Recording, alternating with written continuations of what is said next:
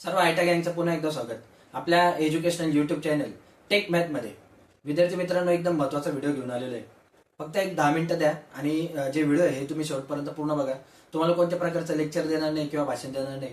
फक्त आयटीला ऍडमिशन घेण्याच्या आधी तुम्हाला काही 4-5 मोजक्या या गोष्टी तुम्ही लक्षात घेतल्या पाहिजे. तेवढा फक्त मी तुमच्यापर्यंत शेअर करणार आहे. कशासाठी? तुमच्या स्वतःचा वेळ, पैसा, समोरच्याचा पण वेळ, पैसा वाचवण्यासाठी. फक्त ह्या ज्या 4-5 गोष्टी या गोष्टी तुम्ही विचारात घ्या. नाही तरच तुमचं जे आयटी आहे आणि पुढचं जे शिक्षण किंवा जॉब वगैरे हे रेग्युलर चालेल. नाही तर तुमचं जे संपूर्ण वर्ष आहे हे वर्ष तुमचं वाया जाईल. ठीक आहे, तर व्हिडिओला सुरुवात करूया. याच्यात काही मी महत्वाचे 5 पॉईंट बाजूला काढलेले आहे. हे पॉईंट फक्त मी तुम्हाला समजवतो. 10 मिनिटं फक्त व्हिडिओमध्ये इन्व्हेस्ट करा आणि हे सर्व पॉईंट फक्त एकदा व्यवस्थित समजून घ्या. आता यामध्ये मी सर्वात पहिला पॉईंट टाकलाय, तुमच्याकडे वेळ किती आहे. आता वेळ 1 नंबरला का बरं टाकला? बरेचसे जे मुलं असतात, आता हे मुलं 12th करून आलेले असतात, बरोबर. 12th म्हणजे काय, 12वी, किंवा काही मुलं असे असतात जे BA BSc ग्रॅज्युएशन करून आलेले असतात. तर या मुलांचं वय ऑलरेडी 22-23 वर्ष वय असतं. मग किंवा ज्या मुलांची समजा परिस्थिती डाऊन आहे किंवा घरची परिस्थिती व्यवस्थित नाहीये, अशा मुलांकडे पण वेळ काय असतो, कमी असतो. मग ज्या मुलांकडे वेळ कमी नाहीये, यांनी काय, वेळ कमी आहे, अशा मुलांनी काय करायचं, जी 1 इयर ट्रेड आहे, या 1 इयर ट्रेड चॉईस करायच्या. 1 इयर ट्रेड म्हणजे काय, ज्या ट्रेड तुमच्या एका वर्षात काय होता, पूर्ण होऊन जातात, अशा ट्रेड चॉईस करायच्या. तर कोणत्या कोणत्या करायच्या, तर बघा लक्षात घ्या.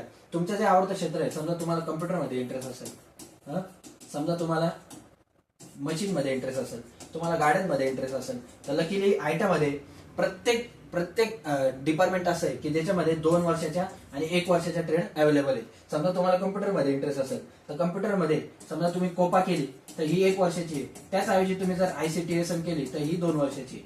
समजा तुम्ही मशीन मध्ये इंटरेस्ट घेतला तर समजा मशीनिस्ट ग्राइंडर, फिटर वगैरे या ज्या ट्रेड आहे या 2 वर्षाच्या आहे. पण जी मशीनिस्ट ग्राइंडर आहे, मशीनिस्ट ग्राइंडर, ही जी ट्रेड आहे ही 1 वर्षाची आहे, बरोबर. म्हणजे प्रत्येक डिपार्टमेंट असं आहे ज्याच्यामध्ये तुम्हाला 2 वर्षाची आणि 1 वर्षाची ट्रेड आहे ही भेटतेच. आलं लक्षात. मग जर तुमच्याकडे वेळ कमी असेल तर तुम्ही काय करायची, 1 वर्षाची ट्रेड आहे ही चॉईस करा. एखादा मुलगा जर 10वी पास होऊन गेलेला असेल तर तुमच्याकडे वेळ आहे आणि व्यवस्थित वेळ आहे. तुम्ही समजा आयटी करून तुम्ही डिप्लोमा पण करू शकता, तुम्हाला नोकरीला पण लागायची घाई नाहीये, तर तुम्ही आरामशीर काय करा, तुम्ही 2 इयरचा ट्रेड आयटी निवडा, बरोबर आहे.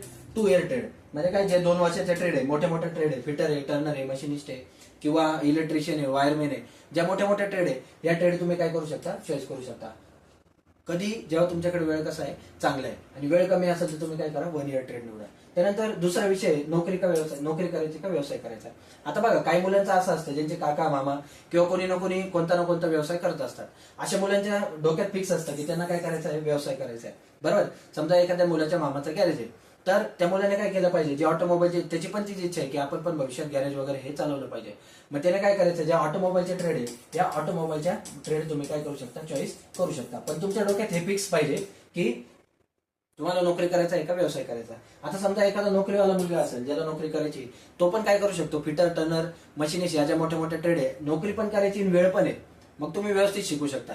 मग तुम्ही 2 वर्षाची ट्रेड घ्यायला काहीच अडचण नाही. एखाद्याला गव्हर्नमेंट जॉब जरी करायचा असेल तरी तुम्हाला 2 इयरची ट्रेड आहे, ही 2 इयर ट्रेड तुम्हाला काय करावं लागेल, चॉईस करावं लागेल, आणि ती तुम्हाला व्यवस्थित पूर्ण करावीच लागेल. आणि त्याच्यातला जो सिलेबस आहे हा तुम्हाला गव्हर्नमेंटच्या एक्झामला सुद्धा विचारला जातो. त्यामुळे तुम्ही जर 2 वर्षाची ट्रेड निवडत असाल किंवा 1 वर्षाची पण ट्रेड निवडत असाल तर तुम्ही पहिल्यापासून त्या ट्रेडचा व्यवस्थित अभ्यास करत जा.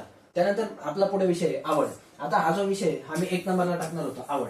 पण जी तुमची, समजा तुम्हाला फिटर आवडत असेल, तुमची आवड काय, फिटर ट्रेड ही तुमची आवड आहे. पण प्रॉब्लेम असा आहे, तुम्हाला टक्केवारी कमी. मग टक्केवारी कमी असताना तुम्ही फिटर ट्रेड नाही निवडू शकत, बरोबर. त्यामुळे मी आवड हा विषय 3 नंबरला टाकला, नाही तर हा विषय मी तुम्हाला 1 नंबरला टाकणार असतो. ठीक आहे. जर तुमची आवड फिटर आहे पण तुमच्याकडे टाइम कमी आहे, तुमच्याकडे तुम्हाला टक्केवारी पण कमी आहे, मग अशा वेळी तुम्ही काय करायचं, जो फॅमिली ट्रेड आहे याच्याकडे यायचं. आता फॅमिली ट्रेड म्हणजे काय असतं, समजा फिटर ट्रेड जर तुम्ही करणार असेल, तुमचा तिथं नंबर पण लागत नाही, तुमची टक्केवारी पण नाहीये आणि कास्ट वाईज पण तुमचं मेरिट लिस्ट मध्ये नाव येत नाही, मग अशा वेळी तुम्ही काय करू शकता, फिटरला लागून जे आपण ट्रेड आहे, समजा टर्नर ट्रेड असेल, मशीनिस्ट ट्रेड असेल, या ट्रेड तुम्ही करू शकता. समजा तुम्हाला मोटर मेकॅनिक ट्रेड मध्ये इंटरेस्ट आहे, ठीक आहे, मोटर मेकॅनिक या ट्रेड मध्ये इंटरेस्ट आहे, पण आता इथं पण तुमचा नंबर लागणं अवघड आहे कारण समजा तुम्हाला टक्के कमी आहे. मग तुम्ही काय करू शकता, जी डिझेल मेकॅनिक आहे ही ट्रेड घेऊ शकता, किंवा जी ट्रॅक्टर मेकॅनिक आहे ही ट्रेड तुम्ही घेऊ शकता. या पण कशाशी संबंधित आहे, या पण गाडीशी संबंधित आहे, पण ही 2 इयर ट्रेड आहे आणि या दोघी कोणत्या ट्रेड आहे, 1 इयर ट्रेड आहे. तर तुम्ही असं पण विचारायचा करू शकता. त्यानंतर आणखी महत्वाचा विषय आहे टक्केवारी. टक्केवारी खूप महत्वाचा विषय आहे. का बरं, आता ज्या मुलांना, समजा काही मुलं असे आहे ज्यांना 80-80% आहे, बरोबर, तरी पण त्या मुलांचं त्यांच्या आवडत्या ट्रेडला ऍडमिशन झालेलं नाही कारण ते ओपन कॅटेगरीचे आहे. ओपन ओबीसीचं मेरिट जनरली आपलं जास्तच असतं आयटीचं. ठीक आहे. जर तुम्ही समजा SC ST किंवा एखाद्या दुसऱ्या कास्टमध्ये आहे आणि तुम्हाला टक्के पण चांगले, तर तुम्ही मनासारखी ट्रेड चॉईस करू शकता.